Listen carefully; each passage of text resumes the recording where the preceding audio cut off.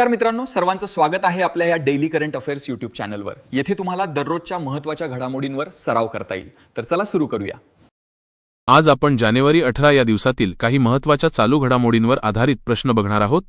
चला तर मग सुरू करूया। आजचा पहिला प्रश्न असा आहे की महाराष्ट्र निर्यातीला चालना देणाऱ्या धोरणात एक्सपोर्ट प्रिपेअर्डनेस इंडेक्स 2026 मोठ्या राज्यांच्या श्रेणीत कितव्या क्रमांकावर आहे? यासाठी खालील पर्याय आहेत: ए प्रथम, बी द्वितीय, सी तृतीय, ए पाचवा। या प्रश्नाचे योग्य उत्तर आहे पर्याय ए प्रथम। महाराष्ट्र 68.1 गुणांसह पहिल्या क्रमांकावर आहे। काही महत्त्वाचे मुद्दे लक्षात ठेवा। प्रथम क्रमांक महाराष्ट्र 68.1 गुण, दुसरा क्रमांक तामिळनाडू, तिसरा क्रमांक गुजरात। या निर्देशांकामुळे राज्यांच्या निर्यात क्षमतेचे आणि धोरणांचे मूल्यमापन केले जाते। आता पुढील दुसरा प्रश्न बघूया।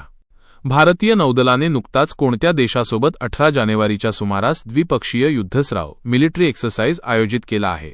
यासाठी खालील पर्याय आहेत: ए जपान, बी फ्रान्स, सी श्रीलंका, डी वरीलपैकी एकही नाही। या प्रश्नाचं योग्य उत्तर आहे पर्याय बी फ्रान्स। काही महत्त्वाचे मुद्दे लक्षात ठेवा।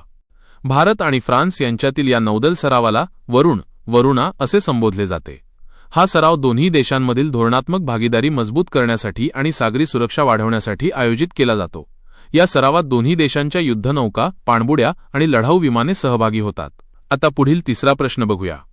भारतीय ऑलिम्पिक असोसिएशनने IOA अहमदाबाद येथे नॅशनल ऑलिम्पिक अकादमी NOA च्या संचालकपदी कोणाची नियुक्ती केली आहे? यासाठी खालील पर्याय आहेत: AP टी उषा, बी गगन नारंग, सी अभिनव बिंद्रा, डी नीरज चोपड़ा। या प्रश्नाचे योग्य उत्तर आहे पर्याय बी गगन नारंग। काही महत्त्वाचे मुद्दे लक्षात ठेवा। गगन नारंग ते भारताचे प्रसिद्ध नेमबाज शूटर असून त्यांनी 2012च्या लंडन ऑलिम्पिकमध्ये कांस्य पदक जिंकले होते। अकादमीचे स्थान ही नॅशनल ऑलिम्पिक अकादमी अहमदाबाद येथे कार्यान्वित होणार आहे। उद्देश: भारतातील खेळाडूंना जागतिक दर्जाचे प्रशिक्षण देणे आणि ऑलिम्पिक चळवळ अधिक मजबूत करणे हा या अकादमीचा मुख्य हेतू आहे। आता पुढील चौथा प्रश्न बघूया। पोषण उड्डाण 2026 पोषण उडान 2026 हा उपक्रम कोणत्या प्रसिद्ध महोत्सवाच्या निमित्ताने राबवण्यात आला? यासाठी खालील पर्याय आहेत: ए दिवाळी, बी मकर संक्रांत पतंग महोत्सव, सी गणेशोत्सव, डी होळी। या प्रश्नाचे योग्य उत्तर आहे पर्याय बी मकर संक्रांत पतंग महोत्सव। काही महत्त्वाचे मुद्दे लक्षात ठेवा। उद्देश: पतंग महोत्सवाच्या माध्यमातून लोकांमध्ये, विशेषतः महिला आणि मुलांमध्ये योग्य पोषणाबाबत जनजागृती करणे हा या उपक्रमाचा मुख्य उद्देश आहे। स्वरूप: पोषण उड्डाण अंतर्गत आकाशात पोषण संदेश असलेले पतंग उडवून सही पोषण देश रोशन हा संदेश घराघरांत पोहोचवण्याचा प्रयत्न केला गेला। सहभाग: महिला व बालविकास मंत्रालयामार्फत अशा प्रकारचे नाविन्यपूर्ण उपक्रम राबवले जातात। आता पुढील पाचवा प्रश्न बघूया। भारतीय टपाल विभागाने इंडिया पोस्ट नुकतेच कोणत्या व्यासपीठावर लॉजिस्टिक सर्व्हिस प्रोव्हायडर म्हणून आपली पहिली ऑनलाईन ऑर्डर यशस्वीरित्या पूर्ण केली? यासाठी खालील पर्याय आहेत: A Amazon, B Flipkart, C ONDC, D JioMart. या प्रश्नाचे योग्य उत्तर आहे पर्याय सी ONDC। काही महत्त्वाचे मुद्दे लक्षात ठेवा। ONDC चा अर्थ open network for digital commerce. सहकार्य: भारतीय टपाल विभागाने सरकारी मालकीच्या या डिजिटल कॉमर्स प्लॅटफॉर्मशी हातमिळवणी केली आहे। महत्त्व: यामुळे दुर्गम भागातील विक्रेते आणि ग्राहक डिजिटल व्यापाराशी जोडले जातील आणि टपाल विभागाच्या मोठ्या जाळ्याचा वापर डिलिव्हरीसाठी केला जाईल। आता पुढील 6वा प्रश्न बघूया। नुकताच संपन्न झालेल्या काला घोडा कला महोत्सव कला घोडा आर्ट फेस्टिवल कोठे आयोजित केला जातो? यासाठी खालील पर्याय आहेत: ए दिल्ली, बी मुंबई, सी कोलकाता, ए बेंगलुरू। या प्रश्नाचे योग्य उत्तर आहे पर्याय बी मुंबई। काही महत्त्वाचे मुद्दे लक्षात ठेवा। ठिकाण: हा महोत्सव दक्षिण मुंबईतील काला घोडा या ऐतिहासिक परिसरात दरवर्षी आयोजित केला जातो। महत्त्व: हा दक्षिण आशियातील सर्वात मोठा बहुविद्याशाखीय मल्टीडिसिप्लिनरी मुक्त कला महोत्सव मानला जातो।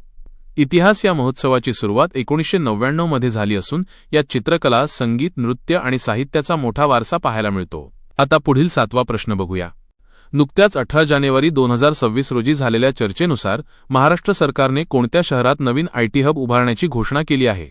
यासाठी खालील पर्याय आहेत. ए. पुणे, बी. नागपूर, सी. मुंबई, डी. नाशिक.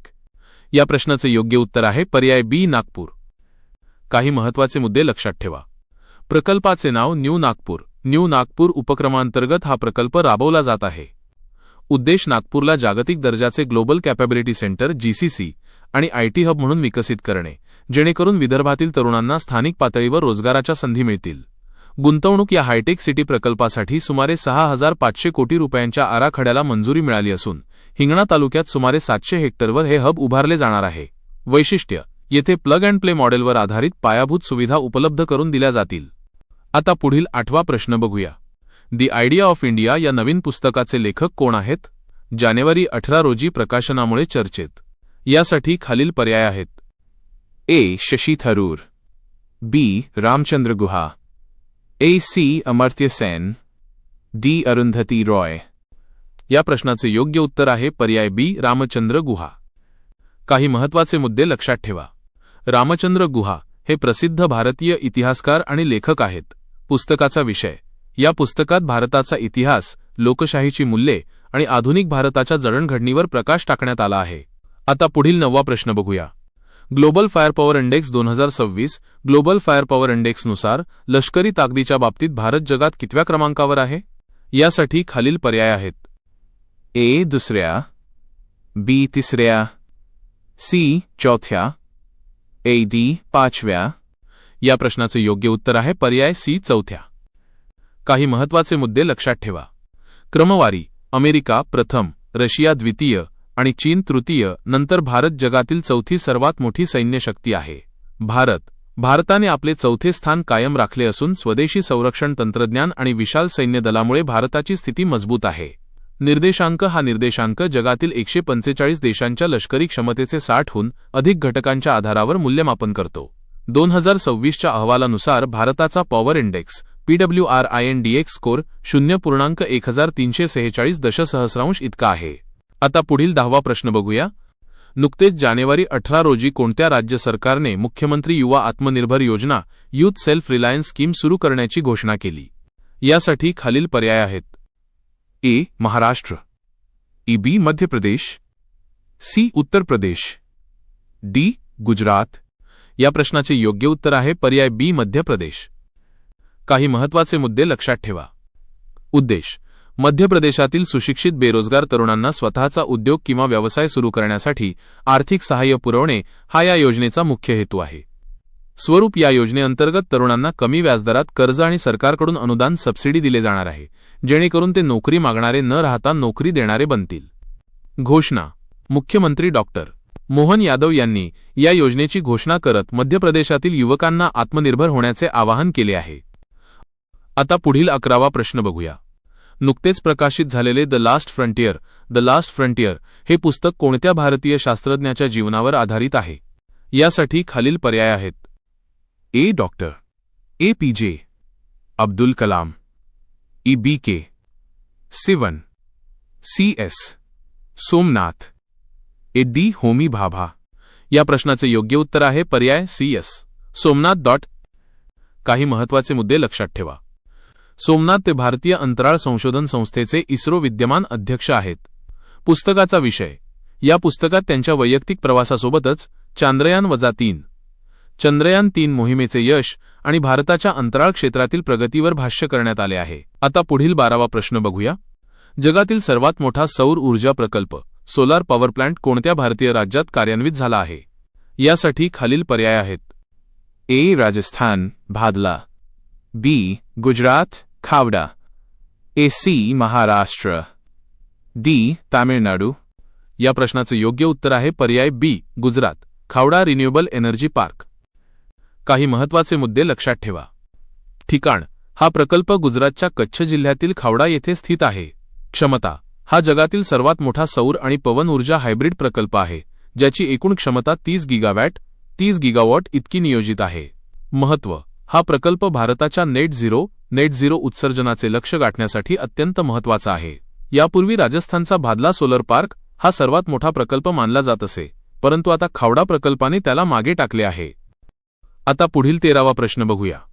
जानेवारी 18 हा दिवस कोणत्या रोगाच्या निर्मूलनासाठी राष्ट्रीय लसीकरण दिवस नॅशनल इम्युनायझेशन डे म्हणून विशेषतः ओळखला जातो? यासाठी खालील पर्याय आहेत. ए. क्षयरोग TB, B. Polio, C. Malaria, D. Corona. या प्रश्नाचे योग्य उत्तर आहे पर्याय बी. पोलिओ. काही महत्त्वाचे मुद्दे लक्षात ठेवा. उद्देश: 5 वर्षांखालील प्रत्येक मुलाला पोलिओ डोस देऊन भारताला पोलिओमुक्त राखणे हा या मोहिमेचा मुख्य उद्देश आहे. इतिहास: भारताने 1995 मध्ये पल्स पोलिओ मोहिमेची सुरुवात केली होती. 27 मार्च 2014 रोजी जागतिक आरोग्य संघटनेने WHO भारताला पोलिओमुक्त घोषित केले आहे. तरीही खबरदारी म्हणून लसीकरण सुरू ठेवले जाते. घोषवाक्य: 2 थेंब आयुष्याचे, डू बूंद जिंदगी की.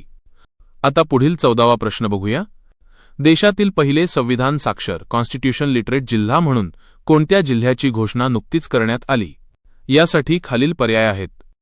ए. कोल्लम केरळ, बी. सातारा महाराष्ट्र, सी. इंदूर मध्य प्रदेश, डी. म्हैसूर कर्नाटक. या प्रश्नाचे योग्य उत्तर आहे पर्याय ए. कोल्लम केरळ. काही महत्त्वाचे मुद्दे लक्षात ठेवा. मोहीम: कोल्लम जिल्हा पंचायतीने द सिटीझन नावाच्या संविधान साक्षरता मोहिमेद्वारे हा टप्पा गाठला आहे. उद्देश: या मोहिमेअंतर्गत जिल्ह्यातील 7 लाख कुटुंबांना संविधानाच्या मूलभूत तत्वांचे शिक्षण देण्यात आले. महत्त्व: संविधानाची प्रस्तावना, मूलभूत हक्क आणि कर्तव्ये याबद्दल जनजागृती करणारा हा देशातील पहिलाच प्रयोग ठरला आहे. आता आपण आजचा शेवटचा 15वा प्रश्न बघूया. बियॉन्ड द ड्रीम्स हे कोणाचे आत्मचरित्र जानेवारी 2026 मध्ये चर्चेत आहे? यासाठी खालील पर्याय आहेत. A. Sachin Tendulkar, B. MS Dhoni, C. Mithali Raj, D. Rohit Sharma. या प्रश्नाचे योग्य उत्तर आहे पर्याय सी. मिताली राज. काही महत्त्वाचे मुद्दे लक्षात ठेवा. मिताली राज भारतीय महिला क्रिकेट संघाची माजी कर्णधार आणि जगातील सर्वोत्तम महिला क्रिकेटपटूंपैकी एक. पुस्तकाचा विषय: या आत्मचरित्रात मितालीने तिचा क्रिकेटमधील संघर्ष, भारतीय महिला क्रिकेटची बदलती स्थिती आणि मैदानावरील महत्त्वाच्या आठवणींना उजाळा दिला आहे. महत्त्व: मिताली राज ही आंतरराष्ट्रीय क्रिकेटमध्ये 10,000 पेक्षा जास्त धावा करणारी पहिली भारतीय महिला खेळाडू आहे. तर मित्रांनो, हे होते आजचे महत्त्वाचे 15 चालू घडामोडींचे प्रश्न. तुम्हाला हा व्हिडिओ कसा वाटला हे कमेंटमध्ये नक्की सांगा. जर तुम्हाला ही माहिती उपयुक्त वाटली असेल तर व्हिडिओला लाईक करा आणि तुमच्या स्पर्धा परीक्षेची तयारी करणाऱ्या मित्रांसोबत शेअर करा. अशाच रोजच्या चालू घडामोडींच्या अपडेट्ससाठी आपल्या डेली करंट अफेअर्स चॅनलला सबस्क्राईब करायला विसरू नका आणि बेल आयकॉनवर क्लिक करा. उद्या पुन्हा भेटूया नवीन प्रश्नांसह. तोपर्यंत अभ्यास करत रहा. धन्यवाद.